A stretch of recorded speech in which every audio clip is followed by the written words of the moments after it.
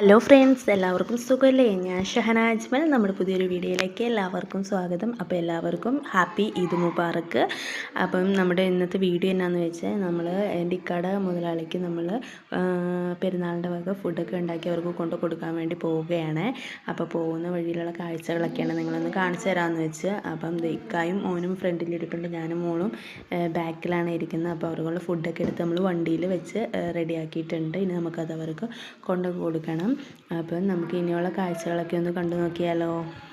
അതുപോലെ അത് കൊണ്ട് കൊടുത്തിട്ട് നമ്മുടെ വീട്ടിൽ തന്നെ തിരിച്ചു വന്ന് ഫുഡും കഴിച്ചിട്ടാണ് ഞാൻ എൻ്റെ വീട്ടിലേക്ക് വൈകിട്ടത്തേക്ക് പോകുന്നത്. അപ്പോൾ അതും ആ വ്ളോഗും കൂടി ഇതിൻ്റെ അകത്ത് ആഡ് ചെയ്തിട്ടുണ്ട്. അപ്പം നിങ്ങൾ ഇതെല്ലാം ഒന്ന് കണ്ടു നോക്കണം. അതുപോലെ എൻ്റെ വീഡിയോ ഇഷ്ടപ്പെട്ടാണ് ലൈക്ക് ചെയ്യാനും ഷെയർ ചെയ്യാനും സബ്സ്ക്രൈബ് ചെയ്യാനും മറക്കരുത് കേട്ടോ ഫ്രണ്ട്സ്.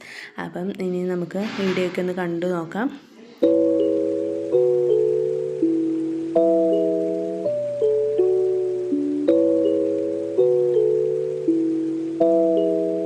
അങ്ങനെ ഫൈനലി നമ്മൾ അവിടെ വീട്ടിലെത്തിയിട്ടുണ്ട്. അപ്പം നമുക്കിനി അത് സാധനങ്ങളൊക്കെ കൊണ്ട് കൊടുത്തിട്ട് തിരിച്ച് വരാവേ.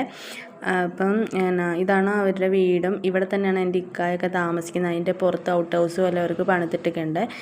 അങ്ങനെ നമ്മൾ അതെല്ലാം കൊടുത്തു കൊണ്ട് അത് കഴിഞ്ഞപ്പോൾ നമ്മൾ തിരിച്ച് വരുന്ന വഴിക്കുള്ള കാഴ്ചകളൊക്കെ ആട്ടോ അത്.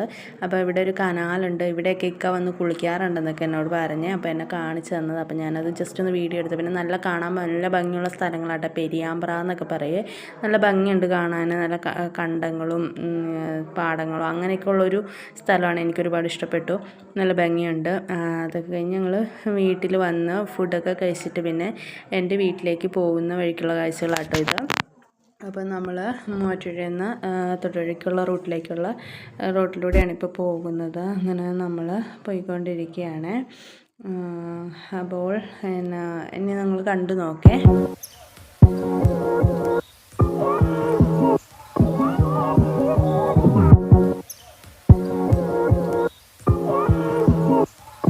അങ്ങനെ നമ്മൾ വാഴക്കുളം എത്തിയിട്ടുണ്ട്. ഇതാണ് പൈനാപ്പിൾ സിറ്റി എന്നറിയപ്പെടുന്ന സിറ്റി. അപ്പോൾ ഇങ്ങനെ വാഴക്കുളം എത്തിയിട്ടുണ്ട്. ഇവിടെ പൈനാപ്പിളിൻ്റെ ഒരു ഏരിയയാണ്, അതിന് പൈനാപ്പിൾ സിറ്റി എന്നാണ് അറിയപ്പെടുന്നത്. അങ്ങനെ നമ്മൾ പൈനാപ്പിൾ സിറ്റി എല്ലാം കടന്ന് അങ്ങനെ മുന്നോട്ട് പോയിക്കൊണ്ടിരിക്കുകയാണ്.